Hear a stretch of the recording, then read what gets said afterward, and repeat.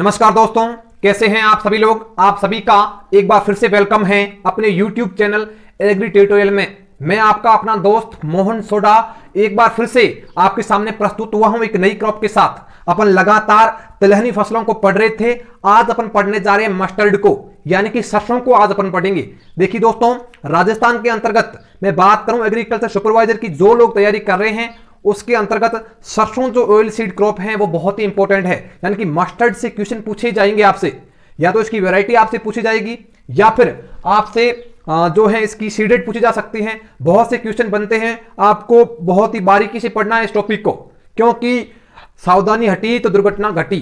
कहीं से भी क्वेश्चन पुटअप हो सकता है। अपन एक एक वैरायटी पढ़ेंगे, बहुत सारे इंपॉर्टेंट और बहुत सारे तरीकों से, एक भी पॉइंट आपका पीछे नहीं छूटेगा। ये मेरी गारंटी है, मेरा आपसे दावा है ना दोस्तों। अगर आप इस चैनल पर पहली बार विजिट हो रहे हो तो अपना जो चैनल है एग्री ट्यूटोरियल, उसको एक बार आप जरूर सब्सक्राइब करें। सब्सक्राइब करने से क्या मिलेगा आपको? बिल्कुल दोस्तों, आपको भरपूर लाभ मिलेगा। आपको एग्रीकल्चर सुपरवाइजर का जितना भी कोर्स है वो आपको फ्री के अंतर्गत, कोई भी कॉस्ट नहीं, एग्रीकल्चर का जितना भी पोर्शन है वो आपको फ्री में मिलेगा। बहुत सारी कोचिंगों में आप जाओगे और बहुत सारा पैसा देकर भी आप इतना पॉइंट क्लियर नहीं कर पाओगे जो इतना हम आपको यहाँ पे बताएंगे। ओके दोस्तों, जैसे ही मेरी टीम जो है वो मेरे साथ संगठित होती है, उसके बाद में जो हिंदी की क्लासें और जीके की क्लासें भी हैं वो मैं आपको अवेलेबल करवा दूंगा यूट्यूब के ऊपर, फ्री ऑफ कॉस्ट, बिल्कुल मुफ्त में आपको क्लासें मिलेगी। ओके दोस्तों, अगर कुछ नहीं समझ में आ रहा है तो आप टेलीग्राम चैनल है, वहां पे मुझे पर्सनली मैसेज कर सकते हैं। आपका कोई भी क्वेश्चन पीछे नहीं छूटेगा, वहां पर मैं आपको एक एक पॉइंट आपका क्लियर करा दूंगा अगर आपको कहीं भी दिक्कत है तो। हालांकि दिक्कत नहीं होगी, अपन पूरा का पूरा पोर्शन आपको क्लासों के अंतर्गत आपको बता देते हैं। ठीक है दोस्तों, तो मैं शुरुआत करने जा रहा हूं सरसों को। हर बार अपना क्या सिस्टम रहता है, पहले बोटनिकल नेम चलता है, उसके बाद जो है वो अपन क्या करते हैं, उसके बाद जो अपने इरिगेशन है, इंसेक्ट एंड डिजीज है, वो सब चीजें चलती हैं। देखो जो सरसों है ना, इसके अंतर्गत कुछ एक पॉइंट जो है वो आपको पहले नोट कर लेने हैं, है ना। चलो स्टार्ट कर लूं क्या? ठीक है। अब देखो, अगर मैं बात करूं सरसों की तो आपका फर्स्ट स्टार्ट कर लेना मेरे साथ साथ नोट्स बनाते हुए दोस्तों चलना, क्योंकि जब तक नोट्स नहीं बनाओगे तब तक कोई फायदा नहीं है। क्योंकि नोट्सों का मतलब यह है कि आपके हाथों से लिखे हुए आपकी हैंडराइटिंग के नोट्स ज्यादातर आपके उसी समय काम आएंगे। आपको पता रहेगा कि उस जगह मैंने ये अक्षर लिखा था। जैसे तुम लोग पेपर में बैठोगे ना, वहां पे जैसे ही पेपर आया तुम लोगों का अपने आप ही काम होता चला जाएगा। क्यों? क्योंकि अपना माइंड उस समय सेट बैठता है। ठीक है ना। मूवीज अपने को याद रह जाती है और किला से अपन को याद नहीं रहती। इसका एक ही रीजन है, जब मैं बताऊंगा एक दिन का मोटिवेशनल वीडियो लेंगे, उसमें बता देंगे अपन कि किस हिसाब से आप पढ़ते हो। पूरा आपका ध्यान यहाँ पे नहीं रहता। और मूवीज के अंतर्गत आपका अपना 100% देते हो, आप 100% व्हाइट बोर्ड के ऊपर होता है, लेकिन इसमें मात्र 40% भी नहीं रह पाता। अरे भाइयों, टेंशन क्यों करते हो? कोई आपको मारने वाला है या फिर कोई आपको प्रेशर है? अरे कोई प्रेशर नहीं, आराम से देखिए ना, क्या फर्क पड़ रहा है। फ्री में क्लासें मिल रही है, हाथों हाथ अपने नोट्सों में छापते जाओ और जब टाइम आएगा तब अपने साथ साथ पढ़ते चलना यार। ओके दोस्तों, देखो दोस्तों, अगर मैं बात करूं राजस्थान के अंतर्गत, ये राजस्थान की प्रमुख तिलहनी फसल है। पॉइंट एक एक पॉइंट क्लियर होगा। राजस्थान की प्रमुख तिलहनी फसल, राजस्थान की प्रमुख तिलहनी फसल है, प्रमुख तिलहनी फसल, यानी कि जितनी भी तिलहनी फसलें है ना, उसके अंतर्गत राजस्थान की प्रमुख तिलहनी फसल कौन सी है? तो आपका आंसर क्या हो जाएगा? सरसों, यानी कि मस्टर्ड। अब देखो, प्रमुख तिलहनी फसल है तो उसमें तेल की जो मात्रा होती है वो कितनी परसेंट पाई जाती है? तो समथिंग 33% इसमें क्या होता है? तेल पाया जाता है। देखिए दोस्तों, आपको बहुत सारी बुकें अलग अलग बताती है, जैसे कि कुछ एक बुकें 37 बताती रहती हैं, कुछ एक 40 से 47 बताती हैं। देखिए दोस्तों, ये जो आंकड़ा है ना, ये बहुत सारी बुकों में एक जैसा ही है, क्योंकि अगर 10 बुकें आप उठा के देखोगे ना बड़ी बड़ी, तो उसमें आपको 33% बता रखा है।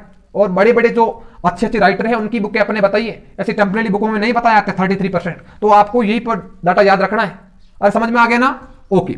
उसके बाद नंबर सेकंड के ऊपर मैं बात करूं तो देखिए दोस्तों, अगर मैं बात करूं इसका, अपन उत्तर भारत में सबसे ज्यादा इंटरक्रॉपिंग के रूप में उपयोग रहते हैं, सबसे ज्यादा अंतरा सेशन के रूप में काम लेते हैं, अंतरा सेशन के रूप में काम लेते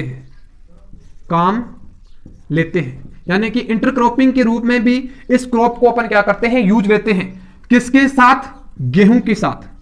गेहूं प्लस सरसों का जो है वो क्या करते हैं? अपन इंटरक्रॉपिंग कराते हैं। 9 पंक्तियां तो गेहूं की रखते हैं और 1 पंक्ति आप क्या करते हैं? सरसों की रखते हैं, यानी कि 9:1 हो गया। ये उत्तर भारत का सबसे ज्यादा इंटरक्रॉपिंग के अंतर्गत किया गया फसल का अंतरा सेशन है। सबसे ज्यादा उत्तर जो भारत है ना, उसके अंतर्गत इंटरक्रॉपिंग के रूप में यूज की जाने वाली सबसे मेनली जो फसलें हैं गेहूं प्लस सरसों का ही लिया जाता है। अरे पॉइंट दोस्तों समझ में आ गया। चल उसके बाद अगर मैं बात करूं दोस्तों, तो इसके अंतर्गत जो इसका तेल होता है उसमें एक इरूसिक अम्ल पाया जाता है। कौन सा? इरूसिक अम्ल पाया जाता है। अब देखो जो इरूसिक अम्ल होता है वो क्या काम करता है, ये आपके क्या करता है, जो हृदय रोगी हैं, है ना, हार्ट के जो पेशेंट हैं, हृदय रोगियों के लिए अच्छा नहीं होता। यानी कि जो सरसों का तेल होता है वो हृदय रोगियों के लिए अच्छा नहीं होता। क्रॉस मैंने क्यों लगाया? क्योंकि ये अच्छा नहीं होता। हालांकि सूरजमुखी पड़े हैं वो अच्छा होता है, उसके बाद मैंने कुसुम पढ़ाया था वो अच्छा होता है, ठीक है ना। ये जो तेल होता है इसके अंतर्गत इरूसिक अम्ल पाया जाता है जो हृदय रोगियों के लिए अच्छा नहीं होता, क्योंकि इसमें इरूसिक एसिड पाया जाता है। इसका तेल हृदय रोगियों के लिए अच्छा नहीं है ना। ओके, पॉइंट क्लियर हो गया क्या? चलो नंबर 3 की पॉइंट बात करूं। इसके अंतर्गत जो इसकी खली होती है दोस्तों, खली में एक विषैला पदार्थ पाया जाता है। क्या होता है? विषैला पदार्थ। क्या होता है दोस्तों? विषैला पदार्थ पाया जाता है जिसका नाम क्या है? ग्लाइकोसाइनोलेट। क्या है दोस्तों? ग्लाइकोसाइनोलेट। ये क्या करता है दोस्तों? इसके अंतर्गत यानी कि जो इसकी खली होती है ना, इसकी खली के अंतर्गत एक विषैला पदार्थ पाया जाता है जिसका नाम है ग्लाइकोसाइनोलेट। इसकी मात्रा अगर 0.5 से अधिक हो जाती है ना दोस्तों, अगर मान लो इसके अंतर्गत ग्लाइकोसाइनोलेट की मात्रा 0.5 से अधिक हो गई, तो अगर अपन पशुओं को खली खिला रहे हैं, किसको? खली तो भाई साहब पशु ही खाते हैं ना। अगर इसकी मात्रा 0.5 से अगर ऊपर है, तो अगर अपन इसकी खली को पशुओं को खिलाते हैं ना, तो इसके पशु में आपके गोइटर या फिर अपन इसे कहते हैं घेंगा, है ना, घेंगा रोग उत्पन्न हो जाता है। घेंगा रोग उत्पन्न हो जाता है। अरे दोस्तों पॉइंट एक एक क्लियर होगा, चाहे टाइम लगे 10 सेकंड लगे, 5 सेकंड लगे, 50 सेकंड लगे, पर पॉइंट क्लियर होना चाहिए। 1 2 3 और 4 मैंने पॉइंट बता दिए। अरे दोस्तों समझ में आ रहे हैं ना। इरूसिक अम्ल हो गया, खली के अंतर्गत विषैला पदार्थ पाया जाता है जिसका नाम है ग्लाइकोसाइनोलेट। और दोस्तों फिर इधर मैं स्टार्ट कर रहा हूं, आपको मेरे साथ ही स्टार्ट करना है ना। अब देखो इसके अंतर्गत आपके एक सिनीग्रीन पाया जाता है। सिनीग्रीन। अब देखो जो सिनीग्रीन एक क्या है? तत्व है। ये आपके क्या करता है? तेल के अंतर्गत तेल में कड़वापन महसूस कराता है अपने को। जैसे ही अपने सरसों का तेल खाया तो उसमें कड़वाहट अपने को लगती है, एकदम कड़वापन लगता है। कौन अपने को करवाता है? सिनीग्रीन कराता है। फटाक से आके अपने मुंह में बैठ जाता है सिनीग्रीन और कहता है भाई साहब कड़वा लगेगा आपको, कड़वाहट। और क्या कराता है सिनीग्रीन? तेल के अंतर्गत तीव्र गंध। अगर मान लो सरसों का अगर आप तेल सूंघते हो ना, उसके अंतर्गत आपके तीव्र गंध आती है। किसकी वजह से आती है? तो आपका आंसर क्या होना चाहिए? सिनीग्रीन की वजह से आती है। अगर ये पॉइंट दोस्तों क्लियर हो रहे हैं ना। इधर मैं थोड़ा खड़ा हूं क्योंकि आपको व्हाइट बोर्ड आराम से दिखे, है ना। चलो अगर आपसे पूछे सिनीग्रीन का क्या काम है, तो सिनीग्रीन सरसों के अंतर्गत पाया जाने वाला एक तत्व है जो तेल के अंतर्गत कड़वाहट उत्पन्न करता है और तीव्र गंध लाने में उपयोगी होता है ना। उसके बाद अगर मैं नंबर 5 नंबर हो गया, उसके बाद अगर मैं नंबर 6 की बात करूं, इसके अंतर्गत एक एल्केलॉइड पाया जाता है जिसका नाम क्या है? आइसोथायोसाइनेट। आइसोथायोसाइनेट एक क्या है? एल्केलॉइड है। क्या दोस्तों पॉइंट मेरे साथ नोट होगा? क्या दोस्तों एक एल्केलॉइड है ना। एल्केलॉइड है ना। ये क्या करता है? आपके तेल में तीखापन लाता है। वो तो क्या लाता था? तीव्र गंध लाता था, पर ये क्या करता है? तीखापन लाता है। अगर तीखापन पूछे तो आइसोथायोसाइनेट ही करके आना है। अगर आपसे पूछे कि तेल में कड़वाहट, ये एनसीईआरटी बुक में मिल जाएगा, आपको पॉइंट मिल जाएगा एनसीईआरटी बुक में, कोई दिक्कत नहीं। अपन एनसीईआरटी सबको साथ में लेके चल रहे हैं, एक भी पॉइंट पीछे नहीं छोड़ रहे आपका, चाहे टाइम लगे। मैं बोल रहा हूं क्रॉप बहुत ही लंबी है, हालांकि टाइम लगेगा, इसको 2 घंटे कंप्लीट करवाने में लग जाएंगे, पर मेरा प्रयास है कि सीधी मैंने पहले पॉइंट कवर कर रखे ताकि आपको जल्दी से ये पॉइंट मैं कवर करवा दूं, है ना दोस्तों। आइसोथायोसाइनेट एक एल्केलॉइड होता है जो तेल में तीखापन लेके आता है। ओके दोस्तों, पॉइंट क्लियर हो गया। राजस्थान की प्रमुख तिलहनी फसल जिसमें 33% तेल पाया जाता है। उत्तर भारत में सर्वाधिक उपयोग में लिया जाने वाला अंतर शासन इंटरक्रॉपिंग के रूप में सरसों को यूज में लेते हैं। गेहूं प्लस सरसों 9 पंक्तियां गेहूं की होगी और 1 पंक्ति सरसों की होगी। इसके अंतर्गत एरुसिक एसिड पाया जाता है जो हृदय रोगियों के लिए अच्छा नहीं होता। इसके तेल के अंतर्गत इसकी खली में एक विषैला पदार्थ पाया जाता है जो आपके इसकी मात्रा ग्लाइकोसाइलेट एक पदार्थ पाया जाता है जिसके अंतर्गत 0.5 से अगर अधिक हो गई तो आपके पशुओं के अंतर्गत गोइटर या घेंगा रोग, फिर पशुओं के घर घर करता रहता है ना, पशुओं के अंतर्गत गोइटर या फिर घेंगा रोग उत्पन्न हो जाता है। उसके बाद सेनिग्रीन और आइसोथायोसाइनेट। आशा करता हूं जितनी भी ये चीजें थी 4-5 मैंने पॉइंट बताए आपको, ये आपको इसी तरीके से समझ में आ गए होंगे। ठीक है ना दोस्तों, तो इसको मैं रफ करूंगा। अगर आप इसका स्क्रीनशॉट लेना चाहिए तो भाई साहब आप इसका स्क्रीनशॉट ले लें। क्यों ले लें? क्योंकि ये उपयोगी चीजें हैं। फिर मेरे पास जगह नहीं बची तो मैं इसको रफ करूंगा, फिर अपन बॉटनिकल नेम वगैरह ये सब चीजें क्लासिफिकेशन है वो अपन स्टार्ट करेंगे। ठीक है दोस्तों, मैं साइड हो रहा हूं, इसका आप स्क्रीनशॉट जरूर लें, जल्दी ले लो इसका स्क्रीनशॉट। चलो जल्दी करो।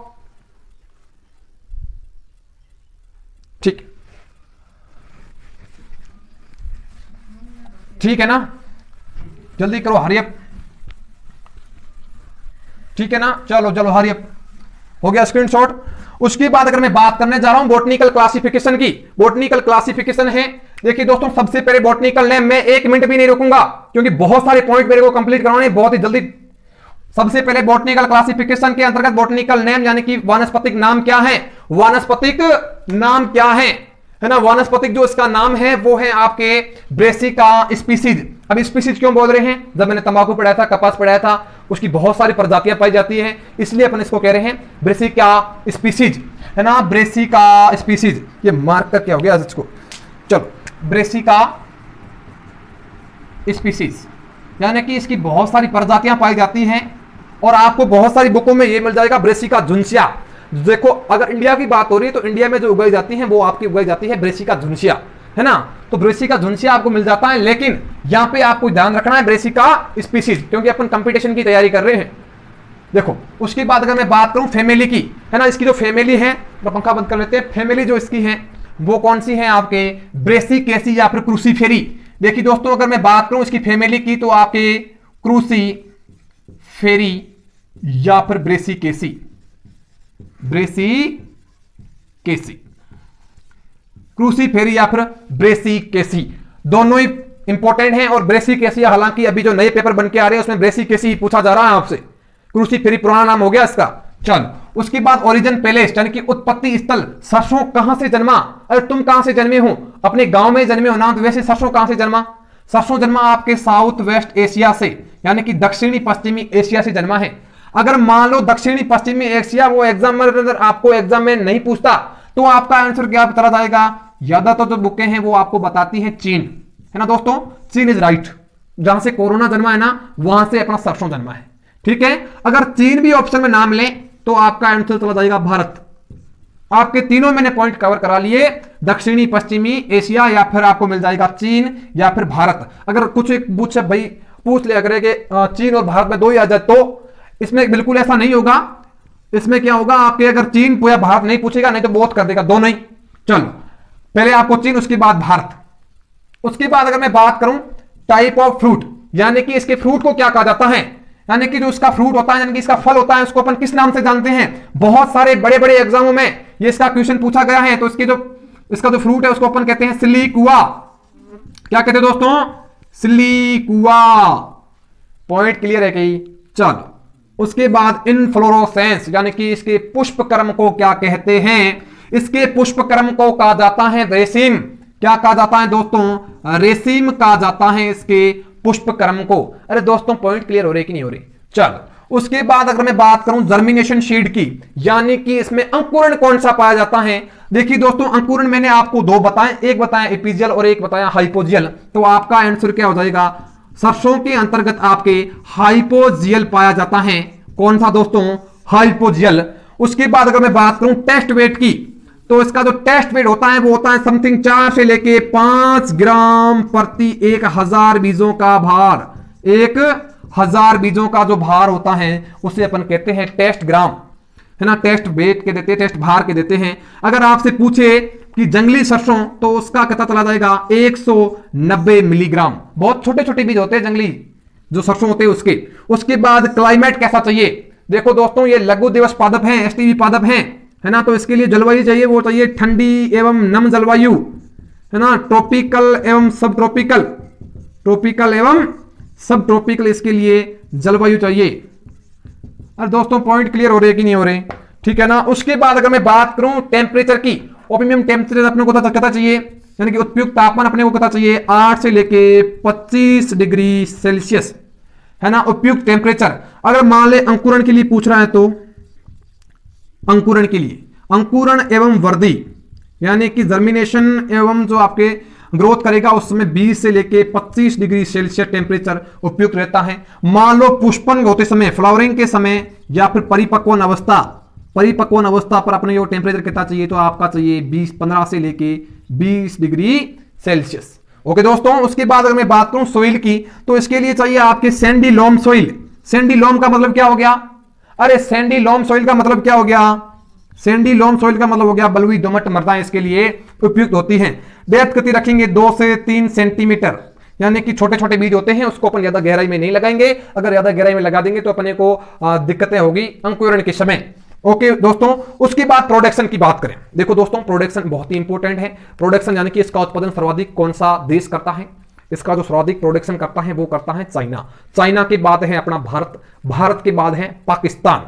ओके दोस्तों, ये तो बात होगी वर्ल्ड की। अगर मैं इंडिया की बात करूं, इंडिया में टॉप पे है राजस्थान, राजस्थान के बाद यूपी, यूपी के बाद हरियाणा जो है वो सबसे आगे है। अरे पॉइंट क्लियर हो गया क्या?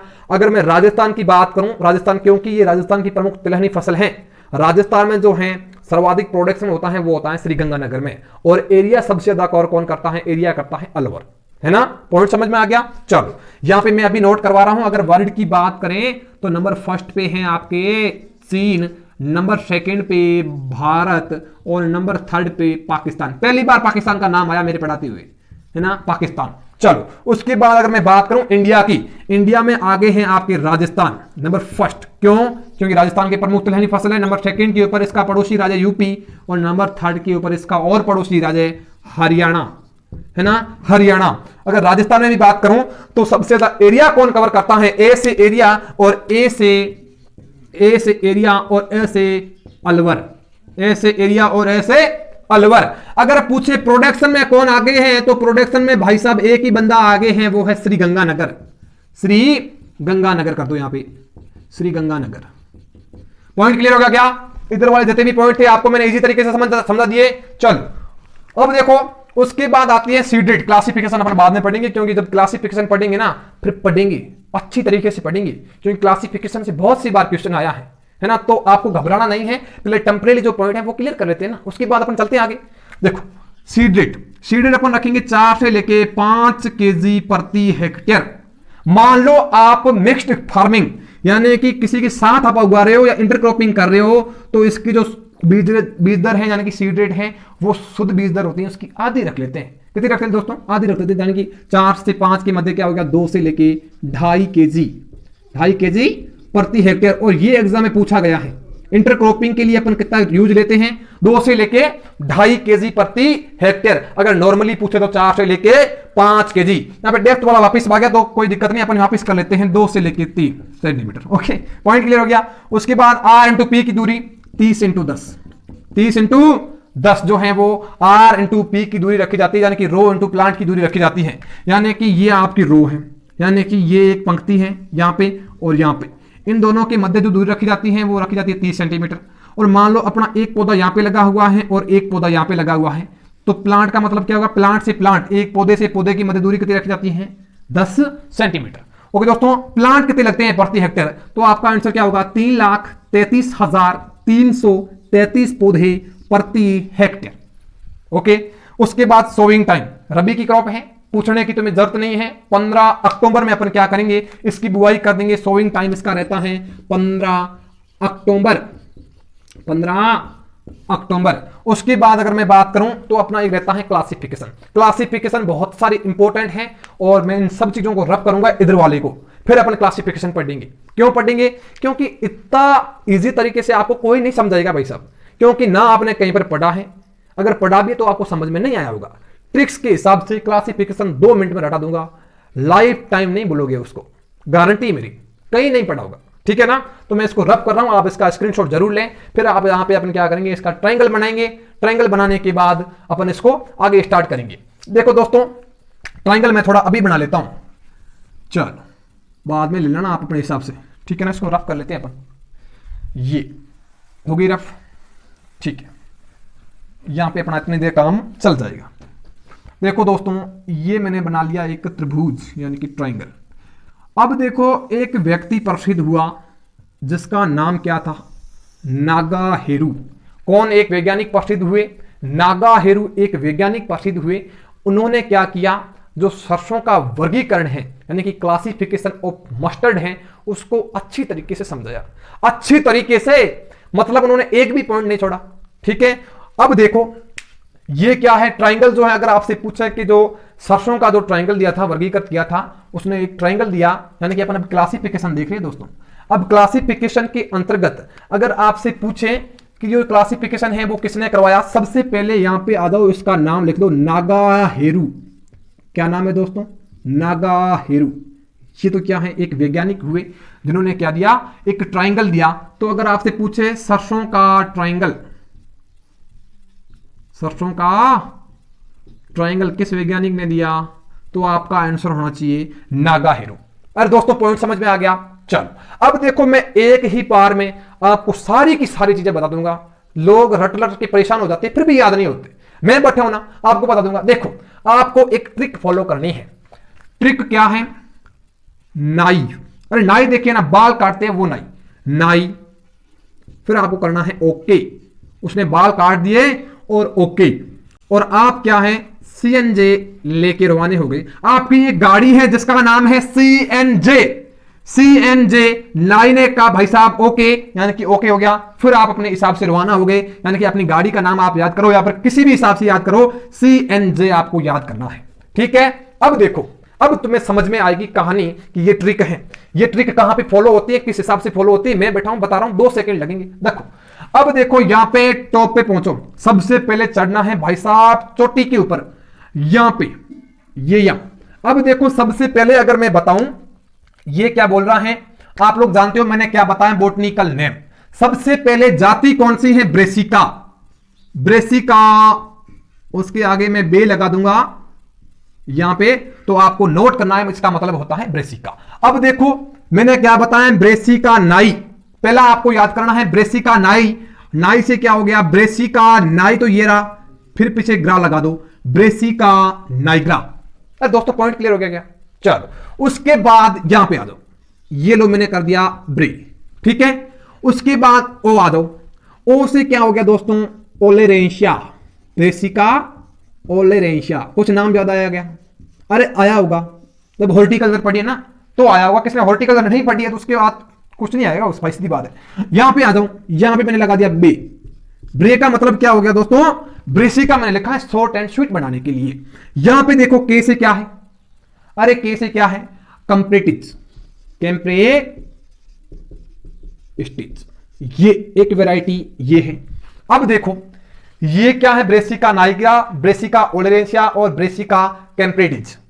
तीनों की तीनों समझ में आ रही है ना। चलो अब देखो भाई साहब, यहां पे मैंने आपको एक पॉइंट आपने नोट किया, मैंने 2n बराबर नहीं बताया। क्यों नहीं बताया, इसका एक रीजन है। रीजन ये है क्योंकि ये इसकी स्पीशीज हैं और स्पीशीज बहुत सारी हैं।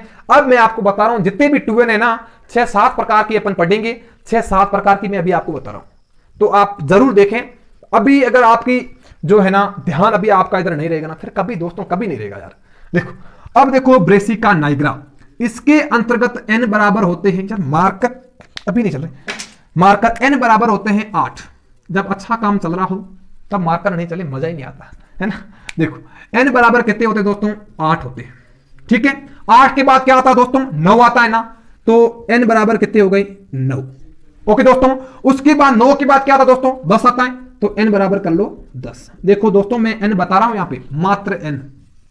अगर आपसे पूछे क्रोमोसोम नंबर तो आपका क्या हो जाएगा, 2n हो जाएगा, मतलब यानी कि डबल कर लेना है। अगर आपसे पूछे कि ब्रेसिका नाइग्रा के अंतर्गत 2n बराबर कितने हैं, तो 8 का डबल कर लो 16। यहां पे ब्रेसिका ओलेरेंशिया के अंतर्गत कितने हैं, तो आपका 8 का डबल कर लो, सॉरी 9 का डबल कर लो 18। उसके बाद ब्रेसिका कैम्प्रेटिज, ठीक है ना, कैम्प्रेटिज के अंतर्गत कितने हैं, 20 हो जाएंगे, 2n बराबर। ठीक है। अब देखो अपनी ट्रिक जो है चलते चलते ओके पे पहुंच गई। अब तुम्हें गाड़ी का नाम याद करना है CNJ। अब देखो ब्रेसिका, यहां पे आ जाओ, यहां से फिर आपको क्या करना है, नीचे चलना है। क्या करना है दोस्तों, नीचे चलना है, उधर मत चले जाना, पहले इधर ही करना मेरी तरफ, ठीक है ना। देखो यहां पे देखो आप, सी का मतलब क्या हो गया, ब्रेसिका केरिनाटा, ब्रेसिका केरिनाटा, ये तो सी हो गया भाई साहब, ठीक है। फिर एन आया, एन का मतलब क्या है, ब्रेसिका नेपस। अब देखो बहुत सारे बच्चे कंफ्यूज हो जाएंगे, सर यहां पे भी न है और न यहां पे भी है, हम कंफ्यूज हो गए। यहां पे ट्रिक थोड़ी और थी, हमारे गुरुजी ने हमें बताई थी, पर हमने खुद ने चेंज कर दी। क्यों कर दी, क्योंकि नाई साथ में बैठा दिया। अब देखो यहां पे नाई पूरा पूरा अक्षर आ रहा है, फिर तुम कम से कंफ्यूज क्यों हो रहे हो। यहां पे क्या हो गया, नेपस हो गया एन से, फिर क्या हो गया, यहां पे लास्ट में क्या है, जे है, और यहां पे ब्रेसिका झुंसिया, ब्रेसिका झुंसिया। अब थोड़ी थोड़ी कहानी तुम्हें अंग लगेगी, अब लगेगी तुम्हें अंग। अब देखो दोस्तों, सबसे पहले मैं बताऊं, ब्रेसिका नाइग्रा में एन बराबर कितने हैं, 8 हैं, और ओलेरेंशिया में कितने हैं, 9 है। अब देखो 8 और 9 कितने हो गए, अरे 8 और 9 होते हैं 17, तो इसके एन कितने हो गए, 17 हो गई। पॉइंट क्लियर हो गया क्या, ओके। अब देखो ओलेरेंशिया में कितने हैं, 9 हैं, और कंप्लेटिज में कितने हैं, 10 हैं। 10 और 9 कितने हो गए, 19। तो यानी कि नेपस जो है इसमें एन बराबर हो गया 19। अगर मान लो बेटा को 2n पूछ ले, हाँ भाई 2n पूछ ले, तो 19 और 19 कितने हो जाते हैं, 38 हो जाते हैं, 38 हो जाते हैं। चलो उसके बाद देखो, यहां से करो या यहां से करो, कोई फर्क नहीं पड़ता। ब्रेसिका कंप्रेटिज क्या है दोस्तों, ब्रेसिका कैम्प्रेटिज में कितने हैं, एन बराबर 10, और नाइग्रा में कितने हैं, 8। 10 और 8 कितने हो गए, 18, यानी कि एन बराबर क्या हो गया, 18। मान लो वो पूछ लेता है 2n बराबर कितने हैं, तो भाई साहब n और n दोनों को मिक्स कर लो, 18 और 18 36 हो गई। यहां पे पूछे कि 2n बराबर कितने हैं, तो आपके 16 हो गई। केरिनाटा में 2n बराबर कितने हैं, तो आपके 34 हो गई। अगर इसमें अगर ओलेरेंशिया में पूछे 2n बराबर कितने हैं, तो आपका 18 हो गया। अब देखो मैंने क्या बताया कि भारतीय सरसों कौन सी है, ब्रेसिका झुंसिया, झुंसिया झुंसिया याद करना दोस्तों, ब्रेसिका झुंसिया जो है ये आपके भारतीय सरसों हैं। अब देखो, अब कुछ एक इसकी विशेषताएं अभी आपके अपने जस्ट सामने आएगी, विशेषताओं को अपन थोड़े नीचे पढ़ेंगे। क्यों पढ़ेंगे, क्योंकि जगह नहीं बचती, मजा आएगा ना यहाँ पे। अरे क्योंकि हर एक चीजें आपने को मजे से पढ़नी है, लाइफ टाइम नहीं बोलना है, ठीक है ना। अब देखो ब्रेसिका झुंसिया जो है ना, उसके अंतर्गत 2n बराबर होते हैं 36। अब देखो यहाँ पे 36 आ रहा है कि नहीं आ रहा, ये भारतीय सरसों है ना। चलो अब देखो, सबसे पहले अगर मैं बताऊं ब्रेसिका झुंसिया, इसकी विशेषताएं, ब्लैक कलर का मार्कर अपने को चाहिए किसी भी हालत में, यह मैंने ले लिया ब्लैक मार्कर। अब देखो ब्रेसिका जो झुंसिया है ना दोस्तों, इसकी अगर मैं आपको इंपोर्टेंस बताऊं, यहां पे लिखना पड़ेगा, ये क्या है आपके भारतीय सरसों में, क्या है दोस्तों, भारतीय सरसों, यानी कि इंडियन मस्टर्ड है, भारतीय सरसों है। अब देखो जो भारतीय जो सरसों है, इसके अंतर्गत इसके अन्य नाम ये क्या है, ब्रेसिका झुंसिया। अगर आपसे पूछे कि भारतीय सरसों का वैज्ञानिक नाम क्या है, तो आपका आंसर क्या चला जाएगा, ब्रेसिका झुंसिया। इसके अन्य नाम क्या है, राई, क्या है दोस्तों, राई है, राया है, या फिर लाहा है, ये 3 इसके अन्य नाम है। दोस्तों पॉइंट समझ में आ गया ना। इसके अन्य नाम अगर आपसे पूछे तो भारतीय सरसों को क्या कहा जाता है, भारतीय सरसों को राई कहा जाता है, राया कहा जाता है, या फिर लाहा कहा जाता है। ये तो क्या हो गए आपके भारतीय सरसों के नाम हो गए। अब इधर आ जाओ ब्रेसिका केरिनाटा, इसे कहते हैं दोस्तों इथोपियन सरसों, इथोपियन सरसों। अगर इथोपियन सरसों का आपसे वैज्ञानिक नाम पूछे तो आपका आंसर क्या चला जाएगा, ब्रेसिका केरिनाटा, है ना दोस्तों। चलो अब देखो, मान लो यहां पे पत्ता गोभी का नाम सुना है क्या, पत्ता गोभी। फूल गोभी का नाम सुना है क्या, फूल गोभी। पत्ता गोभी, फूल गोभी का नाम क्या है, ब्रेसिका ओलेरेंशिया कैपिटाटा, ऐसे कुछ नाम सुने क्या। तो ब्रेसिका ओलेरेंशिया किसके साथ में जा रहा है, हॉर्टिकल्चर के साथ में जा रहा है, पत्ता गोभी और फूल गोभी में। तो पत्ता गोभी और फूल गोभी को किस बंदे ने कवर कर लिया, आपके ओलेरेंशिया को, फूल गोभी और पत्ता गोभी ने ओलेरेंशिया को पकड़ लिया। उसके बाद आप आ जाओ नेपस के ऊपर, है ना दोस्तों। देखो दोस्तों नेपस, ये यहां पे नेपस जो है ना, इसकी कुछ ज्यादातर मुख्य विशेषताएं है नहीं। यहां पे अगर आप जाओ नाइग्रा के ऊपर, अब अपन चल रहे हैं नाइग्रा, है ना, नाइग्रा के ऊपर। इसको दोस्तों कहते हैं बनारसी सरसों। अरे क्या कहते हैं, बनारसी सरसों। अरे मार्कर आज नहीं चले, बनारसी सरसों, थोड़ा रेड में एडजस्ट कर लेते हैं यार, बनारसी सरसों। यहां पे ब्रेसिका नाइग्रा जो है ये आपके बनारसी सरसों है, या फिर बनारसी राई कहते हैं इसे, बनारसी राई। या फिर अगर आपसे पूछे कि बनारसी जो राई है उसका वैज्ञानिक नाम क्या है, तो आपका आंसर क्या होगा? Brassica nigra. ये किसमें प्रयोग की जाती है? आपके मसालों के रूप में। अरे अपन बनाते हैं ना सब्जी वगैरह, तो उसमें अपन प्रयोग लेते हैं ना सरसों के, तो उसके में ये क्या करते हैं, मसालों के रूप में भी इसको प्रयोग ले लेते हैं। किसको? सरसों के बीज को। तो इसके लिए आप क्या करोगे, ब्रेसिका जो नाइग्रा है ये आपके कह सकते हैं अपन मसालों के रूप में प्रयोग ले जाती हैं, और इसका एक और अन्य नाम हो गया बनारसी राई। ओके दोस्तों, एक वैरायटी और है जिसका नाम है आपके Brassica rugosa. Brassica rugosa, Brassica rugosa. ये जो वैरायटी है ना, ये आपके माउंटेन वैरायटी है, यानी कि पहाड़ी सरसों। पहाड़ी सरसों का नाम पूछे, तुमने देखा होगा बहुत सारी बड़ी बड़ी जगह होती है ना, मतलब पहाड़ होते हैं, वहां पे अपन जाते हैं, वहां पे भी सरसों उगा रखी होती है। वो कौन सी वैरायटी है? ब्रेसिका रुगोसा। अगर आपसे पूछो कि राजस्थान की बात करूं तो रुगजौसा, पीछे सा आते हैं ना, उसी हिसाब से ब्रेसिका रुगोसा राजस्थान की है। रुगोसा याद कर लोगे क्या? अरे पॉइंट क्लियर हो गया क्या? ये जो पॉइंट इंपोर्टेंट थे ना, मैंने बता दिए। नागाहेरू नामक वैज्ञानिक ने सरसों का ट्रायंगल दिया। सबसे ऊपर रखना है आपको, क्या रखोगे दोस्तों? सबसे ऊपर आपको रखना है मैं अगर आपको बताऊं ब्रेसिका नाइग्रा, फिर ओलेरेंशिया, और उधर कंप्रेटिज। फिर क्या करना है? CNJ। नाई ओके वाली ट्रिक कंप्लीट हो गई। CNJ का मतलब क्या हो गया? केरिनाटा। फिर यहां पे नेपस, फिर वहां पे जुनसिया। वो भारतीय सरसों है। भारतीय सरसों जो है इसका नाम है राई, राया, या फिर अपन इसको कहते हैं आपके लाहा, है ना? ओके। उसके बाद अगर मैं बात करूं तो इसको आपके कंप्रेटिज जो है ना, यहां पे इसकी मैंने कुछ आपको इंपोर्टेंस वगैरह नहीं बताई। अब देखो ये जो है ना कंप्रेटिज, ये दो प्रकार की होती है दोस्तों। कंप्रेटिज जो है ये दो प्रकार की होती है। एक होती है भूरी, यानी कि आपके ब्राउन कलर की, और एक होती है पीली, यानी कि येलो कलर की, है ना? आप क्या पूछा जाएगा? भूरी कलर की सरसों, यानी कि आपसे ये पूछा जा सकता है कि रेपसीड ऑयल, है ना? तो आपसे अगर आप पूछेंगे ब्राउन कलर की जो है वो है कंप्रेटिज एक, और एक है भूरे कलर की। दोनों ही कलर जो है वो कंप्रेटिज कवर कर रहा है, और इसके अंतर्गत समथिंग 34% क्या होता है? तेल की मात्रा पाई जाती है। तो ये आशा करता हूं जितने भी पॉइंट थे वो आपको समझ में आ गए होंगे। मैंने प्रयास किया है कि एक भी पॉइंट दोस्तों आपका नहीं छूटे, है ना? पहला बोर्ड अपन कवर कर चुके हैं, अभी तक सरसों बाकी है। जिसका मन नहीं लग रहा ना, थोड़ी देर आप गाने सुन लो, गाने सुनने के बाद वापस स्टार्ट करेंगे अपन, है ना? देखो ट्राइंगल किसमें दिया? नागाहेरू बनारसी राई है ना? बनारसी राई इसको अपन क्या कहते हैं? इसका वैज्ञानिक नाम क्या हो गया? Brassica nigra. ये मसालों के रूप में प्रयुक्त होती है। N बराबर 8 है और 2 बराबर 16 है। इसको कवर करना है कंप्रेटिज और ब्रेसिका नाइग्रा को, यानी कि 10 और 8 कितने हो गए? 16 हो गए, और 2N बराबर कितने हो गए? N बराबर 8 है और 2N बराबर 16 हो गई। इन दोनों को कवर करोगे तो बीच में जुनसिया निकल के आ जाएगी, और 2N बराबर हो जाएंगे 36, है ना दोस्तों? रुगोसा पहाड़ी सरसों का नाम है।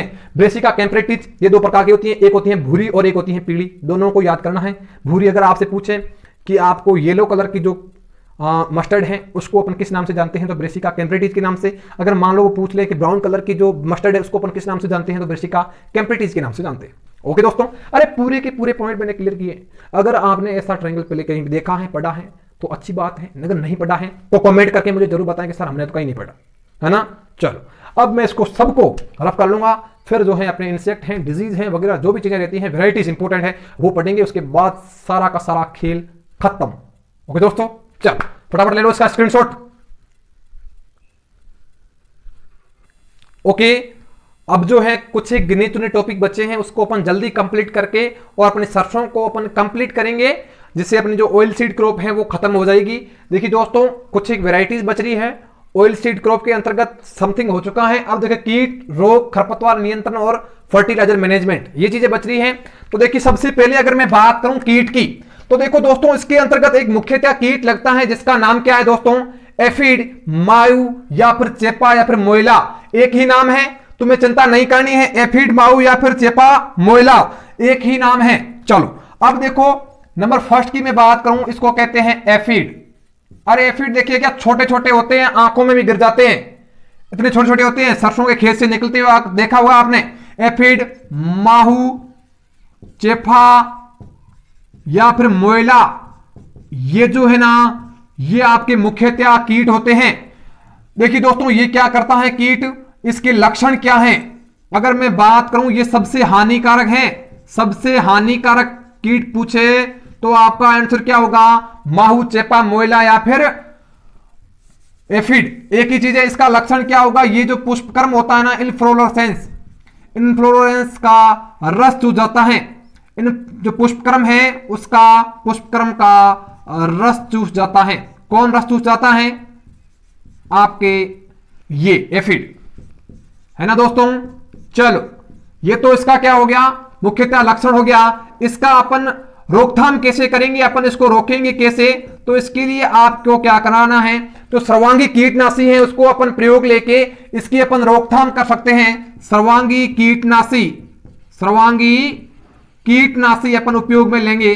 सर्वांगी कीटनाशी में देखो, इमिडा क्लोरोपिड, इमिडा क्लोरोपिड एक अपन इसका प्रयोग करके कम कर सकते हैं। डाइमिथोएट का अपन प्रयोग कर सकते हैं। किसका दोस्तों? डाइमिथोएट, है ना।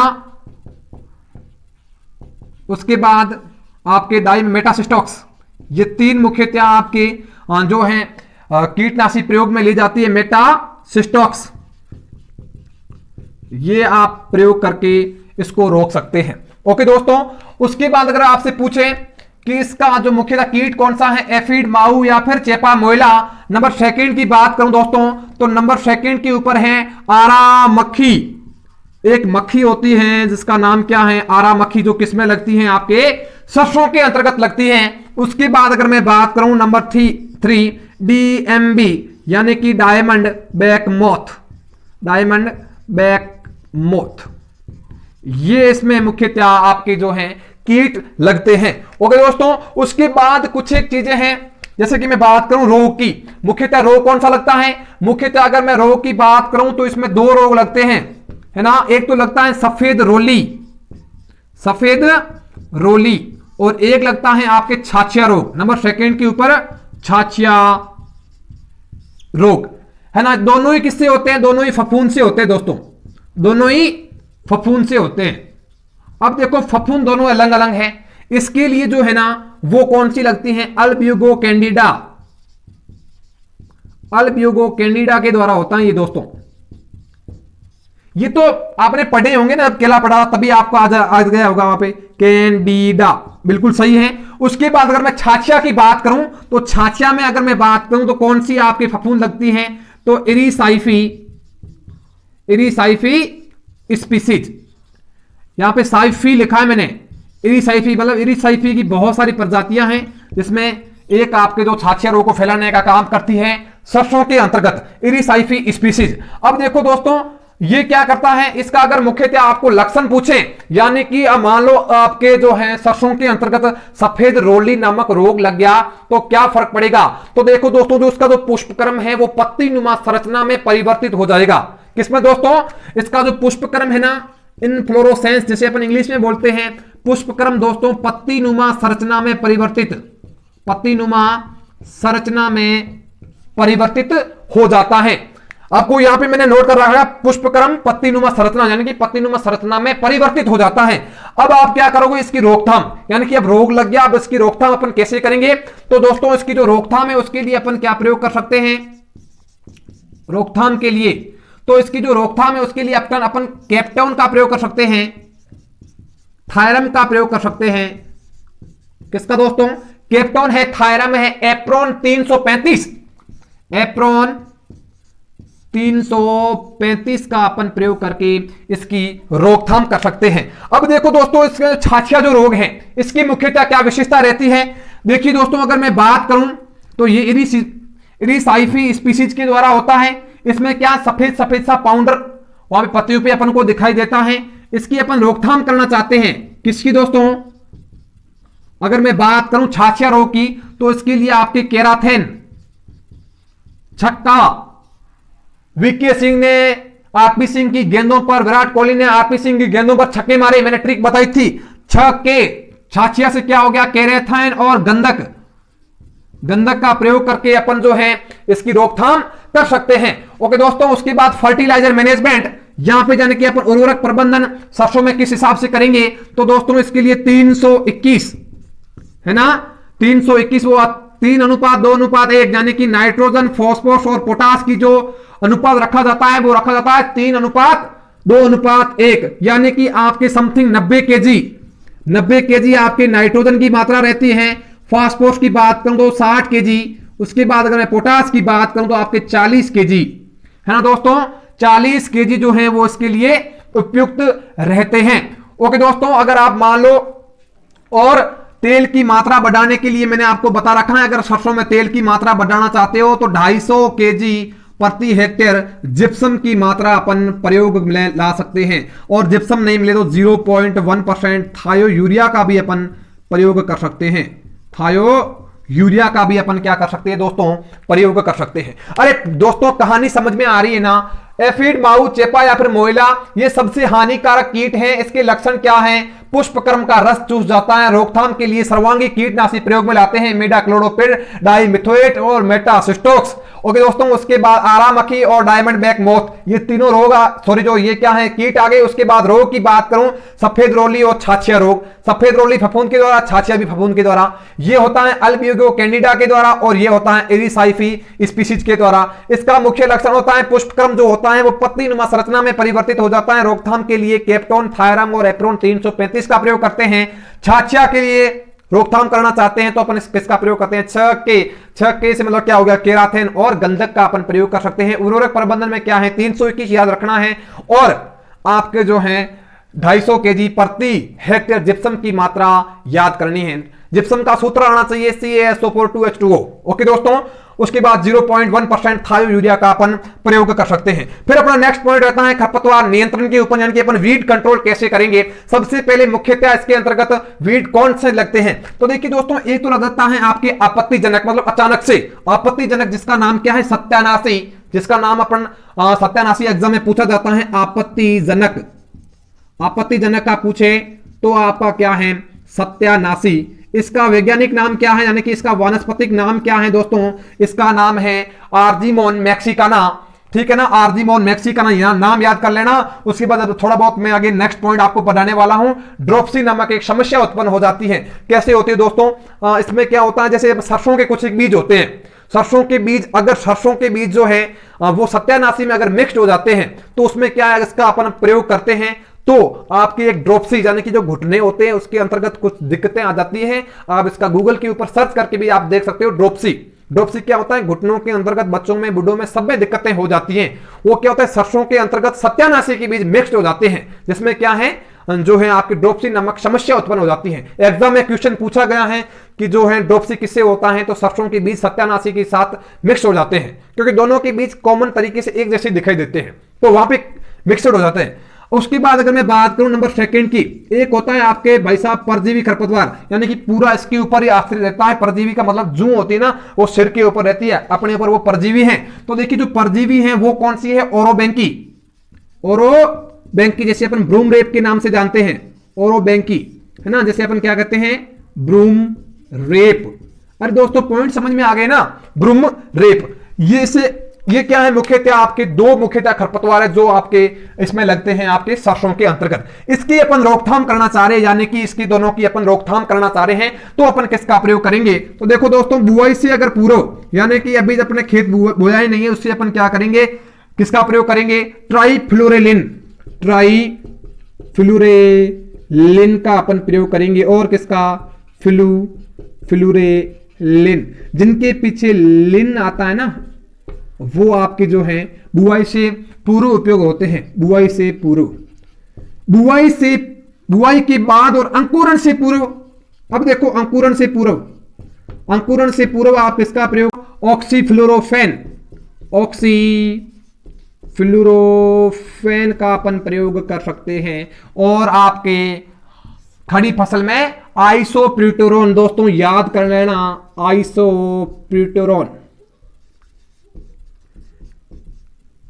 आइसोप्यूटेरोन ये याद कर लेना दोस्तों, इंपॉर्टेंट है कि सरसों की खड़ी फसल में मुख्यतः किस जो है आपके खरपतवार नाशी का प्रयोग किया जाता है, तो आइसोप्यूटेरोन। ये आपका कंप्लीट हो गया। लास्ट जो पोर्शन है वो है अपना वेराइटीज के ऊपर। मेरे को थोड़ा बहुत रफ करना पड़ेगा क्योंकि वेराइटीज बहुत सारी लंबी हैं और आप स्क्रीनशॉट अच्छी तरीके से लें, वेराइटी से क्वेश्चन पूछा ही जाएगा, कंफर्म है, वेराइटी से क्वेश्चन आना तय है।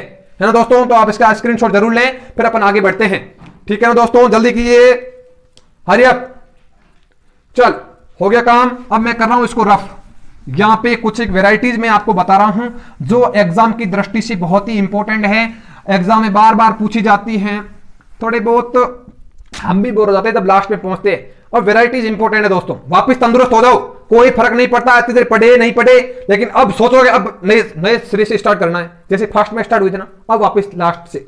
अब देखो, सबसे पहले अगर मैं दोस्तों वैरायटी से एक क्वेश्चन तुम्हें पूछा ही जाएगा, चाहे कभी भी पढ़ रहे हो। सरसों की वैरायटी बहुत ही इंपॉर्टेंट है। सबसे पहले अगर मैं वैरायटीज की बात करूं तो एक आपकी वैरायटी अरावली। अरावली वैरायटी किसकी है? तो आपका आंसर होना चाहिए सरसों की। फिर दुर्गामणि, दुर्गामणि, फिर रोहिणी। रोहिणी किसकी वैरायटी है दोस्तों?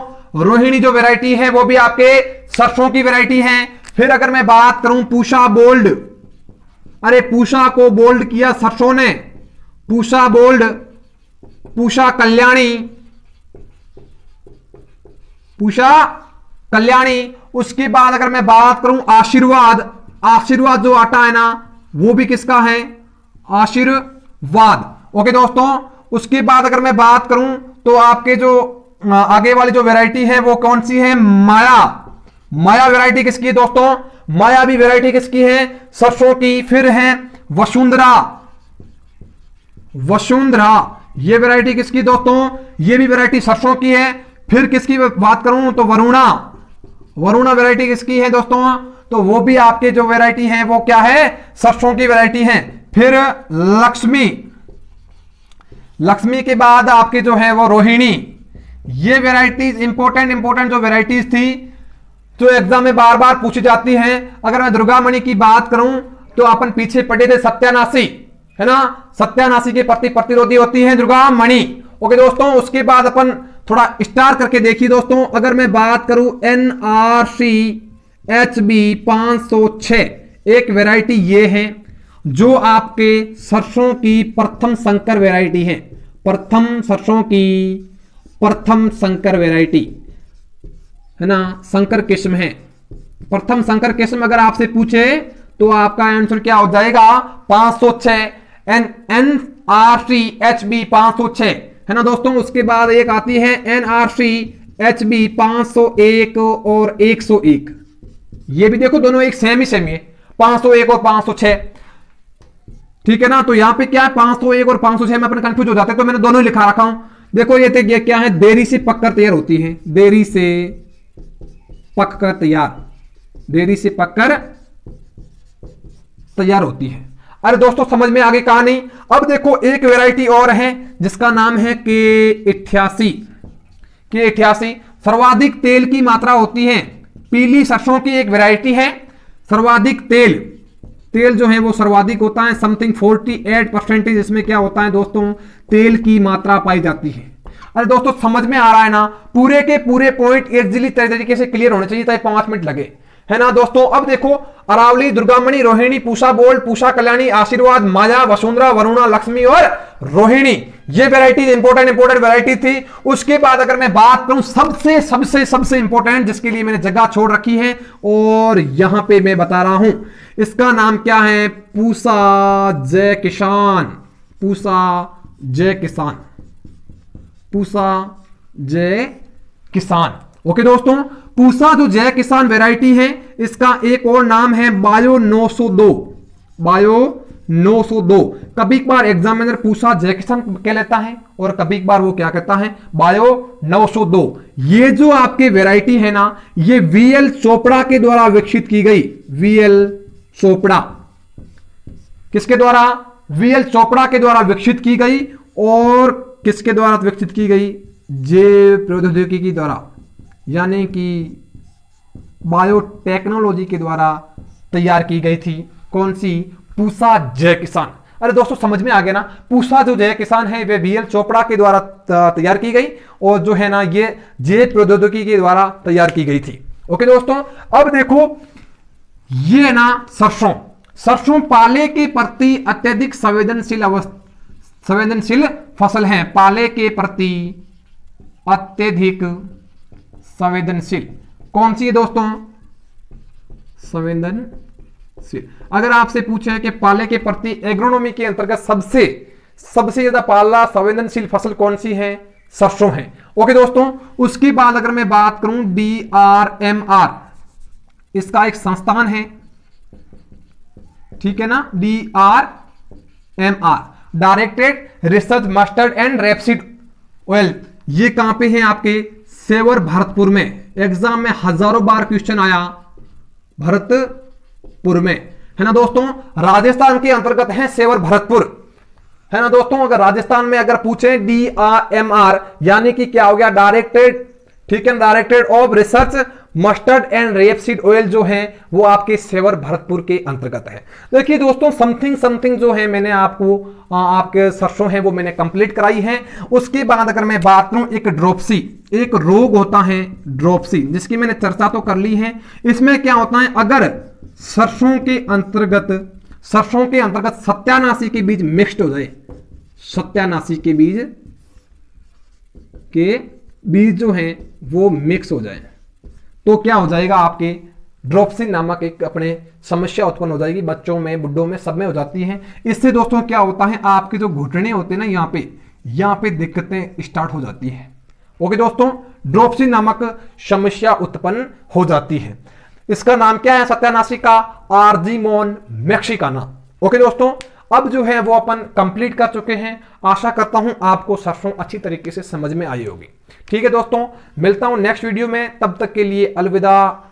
Thank you very much.